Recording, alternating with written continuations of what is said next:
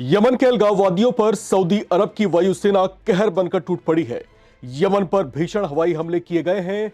Houthi विद्रोहियों के समर्थक कहे जाने वाले सदर्न ट्रांजिशन काउंसिल के ठिकानों पर एयर स्ट्राइक हुआ है, जिसमें कम से कम 20 अलगाववादी लड़ाके मारे गए हैं।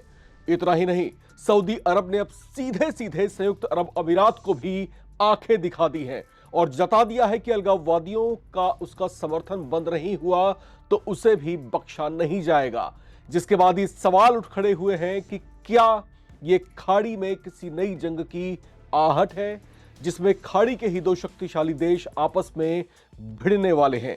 सऊदी अरब की चेतावनी को यूएई क्या खामोशी से बर्दाश्त कर लेगा या इसका जवाब देगा? नमस्कार, आप देख रहे हैं नवभारत टाइम्स। मैं हूं राम विश्वकर्मा। सऊदी अरब के नेतृत्व वाले गठबंधन ने यमन पर भीषण हमले शुरू कर दिए हैं। इस हमलों में खास तौर से यूएई समर्थित एसटीसी या सदर्न ट्रांजिशन काउंसिल को निशाना बनाया गया है, जिसमें 20 से ज्यादा अलगाववादियों के मारे जाने की पुष्टि की गई है। ये हमले ऐसे वक्त में हुए हैं जब 2 दिन पहले ही यूएई ने यमन से अपनी सेना वापस बुलाने की बात कही थी। इसके पहले सऊदी अरब ने यूएई को देश से बाहर निकालने के लिए 24 घंटे की समय सीमा दी थी। न्यूज एजेंसी एएफपी ने एक अलगाववादी नेता के हवाले से बताया कि सऊदी फाइटर जेट ने शुक्रवार को दक्षिणी यमन में एसटीसी बलों पर हमला किया। यमन की सदर्न ट्रांजिशन काउंसिल ने बताया कि अल खाशा और सेयून में मिलिट्री बेस पर सऊदी लड़ाकू विमानों ने भारी बम वर्षा की है। यूएई समर्थित समूह के एक सैन्य अधिकारी ने बताया कि हवाई हमलों में 20 यमनी अलगाववादी लड़ाके मारे गए हैं। इन हमलों के चलते एयरपोर्ट पर विमानों की आवाजाही पूरी तरह से बंद कर दी गई है।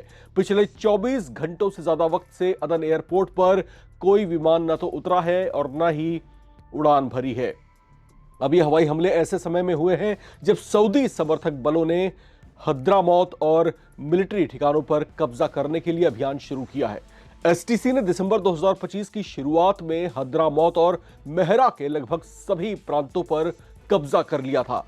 तेल सुविधाओं पर भी उसका नियंत्रण हो गया था। हालांकि यूएई ने कहा है कि उसने तनाव कम करने की कोशिश की है और उसकी आखिरी सेना यमन से निकल चुकी है।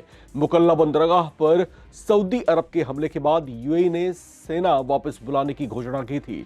इस बमबारी में यूएई से आए एक शिपमेंट को निशाना बनाया गया था, जिसमें कथित तौर पर हथियार लदे हुए थे।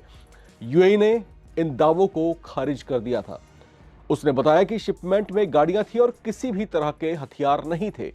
एसटीसी के एक सैन्य प्रवक्ता ने कहा कि समूह यमन में सऊदी समर्थित सेनाओं के साथ निर्णायक और अस्तित्व की लड़ाई लड़ रहा है। प्रवक्ता ने इसे कट्टरपंथी इस्लाम के खिलाफ लड़ाई बताया है। सऊदी सूत्रों ने पुष्टि की है कि हवाई हमले सऊदी के नेतृत्व वाले गठबंधन ने किए थे, जिसमें यूएई भी नाम मात्र के लिए शामिल है। इस गठबंधन को 2015 में यमन के उत्तर में ईरान समर्थित हूती विद्रोहियों से लड़ने के लिए बनाया गया था। आपको बता दें कि सऊदी अरब और यमन के बीच राजनीतिक दुश्मनी करीब करीब 1 दशक पुरानी है, जबकि यूएई पर आरोप है कि वो यमन के अलगाववादी समूह एसटीसी या सदर्न ट्रांजिशन काउंसिल को फंडिंग और हथियारों की सप्लाई करता रहा है, जिससे वे इन कुछ सालों में ही पहले से ज्यादा ताकतवर हो गए हैं। हूती विद्रोहियों के समर्थक एसटीसी समूह को सऊदी अपनी सुरक्षा के लिए चुनौती मानता है। अब ऐसा लग रहा है जैसे सऊदी ने इनके खात्मे के लिए गंभीर एक्शन लेने शुरू कर दिए हैं। इसी वजह से अब कहीं ना कहीं सऊदी और संयुक्त अरब अमीरात आमने सामने आते दिख रहे हैं। संभावना जताई जा रही है कि यह तनाव अगर इसी तरह से जारी रहा तो जल्दी ही सऊदी और यूएई की सेनाएं भी आमने सामने होंगी। क्या होगा और इसमें क्या कुछ हो सकता है, आपको क्या लगता है? कमेंट बॉक्स में लिख करके हमसे जरूर शेयर करें। देखते रहें नवभारत टाइम्स।